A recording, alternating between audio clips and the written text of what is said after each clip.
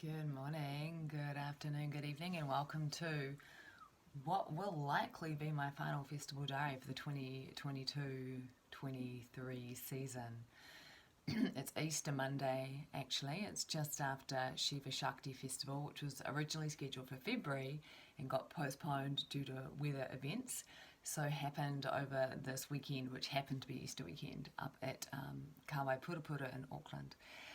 And I got to say, I was stoked with the timing of this. It felt like Shiva Shakti was the perfect festival to end the season with. It was intimate, it was small, it was really connected because, of course, all the stall holders and the presenters and the musicians, we've been on this journey together. Like we've been weaving paths and crossing over for the last 3 months. And so coming together for this final festival, it was like, wow, we've done it, we've made it. And what I noticed was, so I didn't actually stay on site. I stayed at my friend's house, which was 5 minutes down the road. And that was really nice, not to have to worry about camping. It definitely changes the festival experience, and my preference, if I'm going to enter into a deep portal, is to definitely stay on site, to not drive at all, to not interact with outside energy. But for this, it just felt perfect to do it in this particular way.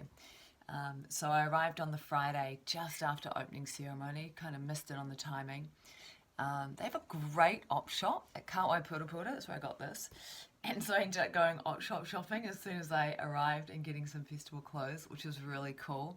And then ended up going back on Sunday because I needed a jacket to go with my dress because it was kind of cold, and found the perfect jacket. Little things like that was kind of cool. So arrived and just wandered around and had the best conversations. Like, one thing I like about smaller festivals is that there isn't the energetics in the air. It was so calm. It was so chill. It was very like, and so just dropped in and talked to this person for an hour, and then talked to that person for an hour, and then talked to that person for an hour. My friend Blaze showed up. We hung out, danced a bit, and then had a fairly early night and headed back to his place. Saturday was a big day. We arrived just in time for the ecstatic dance with Anavam, and Deep was leading the meditation at the beginning of the ecstatic dance. Sun was out. It was super, super sunny, and I gotta say, I reckon that was one of my favourite ecstatic dances. The main stage was down the bottom at KP, and it was fairly small, but the music was like coming out of the tent, which was great. It's always nice when that happens. So there were people dancing in the tent, and then there were people dancing outside the tent, and then there was the fire right there. So everyone was hanging out by the fire. Mama Zing was there, the Booch people were there. And what I noticed was, it felt like, even though not everyone was dancing as such, everyone was in their own conversation. There's all these, little pockets of people having these separate different experiences, and the ecstatic dance was there.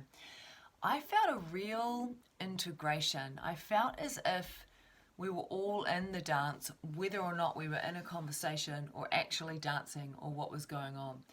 And I just moved around over the course of the dance. I was like dancing in the tent, and then outside the tent, and then on the far side of the fire in the shade of the trees, because it got so incredibly hot. At certain points I dropped into conversations with people, and it just felt amazing. It felt really, really connected, and then ended with meditation at the end, which was so incredibly beautiful. And then just continued rolling around in the festival until... who else did I see that was amazing? Sarah Spence. Oh my goodness, I've watched Sarah do different performances again right through the festival season. And she was in the Moroccan tent. It used to be Jyoti's Chai tent. It was a little bit weird, the setup, in terms of, like, as a performer, she was kind of tucked in this gazebo that was sort of at the back of the Moroccan tent. And it was really sunny, so everyone was kind of outside the tent. The volume was good enough to carry, which was great. And her performance was amazing. I have really seen the progression in her as a performer just over the festival season this year, which was, it's so exciting for me. She's a good friend of mine, and it's really beautiful. It's been, one of the things about the festival season is watching my friends step into their power, whether it's as a performer or as a presenter, or they're running market stalls and just getting better and better at doing it, or they're organisers and they're leveling up. It's just been so heartwarming to see that going on and to watch everyone's transformation and growth. So yeah, just sat outside in the sun and talked to people walking past and listened to Sarah Spence sing. She's got some great originals. You'll find her on Spotify. I think it's Sarah Marlowe Spence on Spotify maybe. And then Karina Hunter, she was playing at around 5 o'clock, and she was playing some epic music, just really feeling into the zone. And it was quiet, and again, because it was so sunny, everyone was sitting outside, no one's really in the tent, so there was all this empty space in front of her. And bless Karina, she did such a good job of communicating with the people that were out there in the sun, because we could all hear her out there. There was a bunch of gentlemen doing capoeira, which was really beautiful to watch and to witness. I went over and hung out with the capoeira guys for a little while, and then they invited me to have a go, so I was like, okay, I've got to do the thing. So I took off my shoes and socks and did some capoeira I might have done some before, I can't really remember. But this is kind of the flow of the day. I'm like, what happened next? Which DJ was next? Rana, oh my god, she played amazing music in the Moroccan tent. Just got so into it, like had the best dance. At one point, me, Jodie and Samantha, there's a pole in the middle that had silks around it and lights, etc. And the three of us were tuning into each other and kind of moving around the center pole. And it was like, this is what I'm getting really excited about. It's kind of like performance, but it's spontaneous emergence, because all of us have been dance performers at different points in our life in some way, shape or form. And so we're not in conversation with each other, but we're just really deeply attuning to each other and kind of bouncing this ball of energy around in terms of who's taking the lead, who's following, what's going on, and just letting it emerge. And that was so much fun to do. And then Zana Prana played down on the main stage. She's freaking amazing. Absolutely adore dancing to her music as well. I gotta say, I reckon the female DJs this summer have probably edged out the male DJs that I've seen. Sorry, Blaze and Anavan, you guys are amazing as well, Isaac.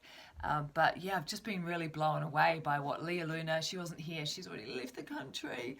Zana Prana, Rana, it's like, wow, there's some epic music coming through.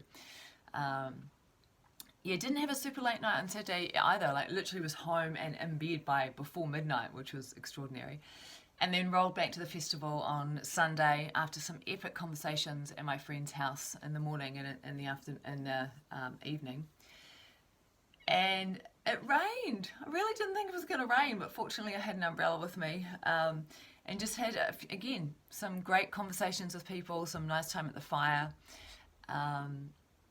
Yeah, the fire was kept going all the time. There was a really epic firekeeper. So even when the rain came down, the fire just kept pumping, which was nice. So I could stand there under the umbrella around the fire. I mean, these are the moments that make the festival, like just life happening, the rain happening and connecting with people. So it was really interesting, the conversation on that last day, because it kind of, a lot of people were like, oh, so what are you doing for the winter? What's next for you? And I was like, yeah, festivals, this is the end of the festival season. And in conversations with other people, I started to realize that, a lot of the people I roll around, some of the people that I move around festivals with, they come to New Zealand, they do the summer festival season here, and then they'll go overseas for the winter and then come back in time for the festival season in December. And I hadn't really realised that. I was like, oh, that's really interesting. So my big plan for the next 6 months or so is to write a book. It's time to write my next book. And guess what it's going to be about? It's going to be about conscious festivals. So it's going to be part memoir, part manifesto, and part handbook or guidebook in terms of how to navigate festivals, maximize their potentiality as a transformational portal. Because one thing I realized is, like, I did 9 festivals this year, and going into each festival there's always stuff that shifts and changes in me, but now I'm also reflecting on the meta level in terms of who was I when I started the very first festival, I mean, Spring Festival was a day-long event. I haven't really counted that in my count, but in some ways it's when festival season did open. That was in November, Spring Festival. And then Resolution was the first multi-day festival. I guess I haven't counted Spring Festival because it's a day-long thing. It's not a multi-day. But yeah, Resolution, I'm like, who was I when Resolution started? And I guess I have festival diaries, so I could go back and I probably will, in terms of writing this book, go back and re-watch some of that, because I have been through a very deep transformation, not just in each individual festival, but on the meta as well.